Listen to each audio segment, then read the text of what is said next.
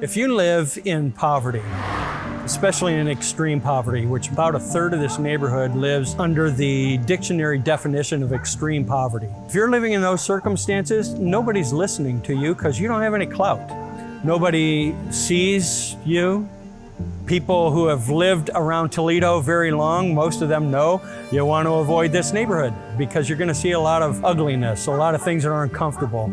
People here are not seen, they're not heard far too often. It's far too often. This project, in part, is so exciting because it's helping somebody who's otherwise not heard to decide what they want for their neighborhood.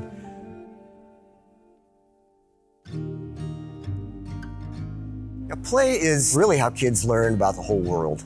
And opportunities to do that are really vital to a healthy development. I've been involved with doing some play research in nature for a number of years now with a variety of organizations in the Toledo area, including Toledo Zoo and the 577 Foundation and the Metro Parks. What we've learned from that, we're trying now to apply to the city parks in Toledo to give the opportunities for kids to play in nature in their neighborhood.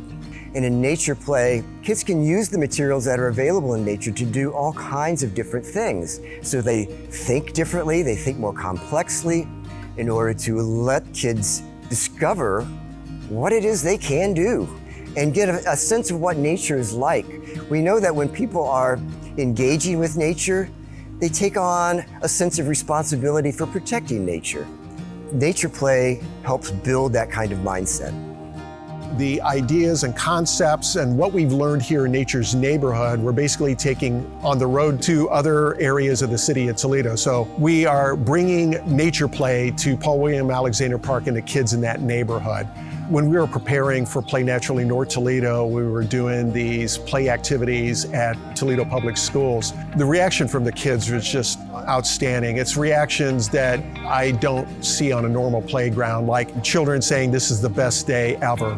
I would definitely say that students were excited, engaged throughout the whole experience because many of our students don't have the opportunity to interact with non-traditional playground equipment. But with Play Naturally, students were encouraged to move the materials around. They could combine materials with another group and then expand their play, which is quite difficult to do on a traditional playground. But Play Naturally really supported students to be able to have the freedom when it comes to play and how they wanted to use the materials and also the type of games that they could make up on the spot.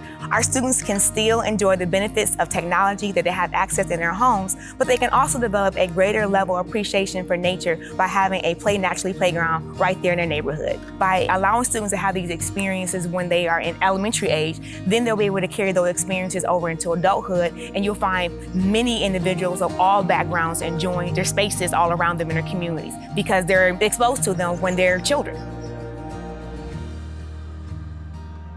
This project here at William Alexander Park is what I would consider a prototype or a pilot project for what we hope to actually introduce in our parks throughout the city, in any appropriate place that we can incorporate the opportunity to interact with nature for our children and for their families. It's a much more sustainable way to develop a park, and it gives kids the opportunity to interface with things that they may or may not have an opportunity to do on a regular basis. I mean, a lot of kids don't climb on logs because they aren't in the middle of a forest, they're in the middle of a city.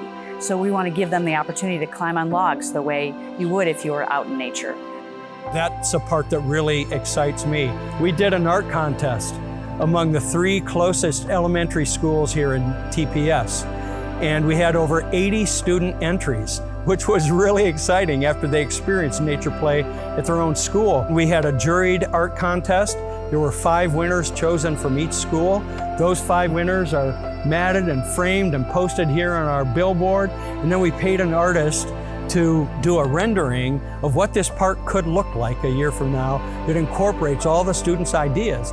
And so some of those students have been here tonight, and we get to not only show them their art on display, but how their ideas were plugged into the artist rendering on the other side of the board. It's the kid response that tells me everything I need to know, that we're doing the right thing, that this is needed and wanted here, and that these kids given a chance, they'll transform this park, and eventually they'll transform some other things in their neighborhood and in their lives too.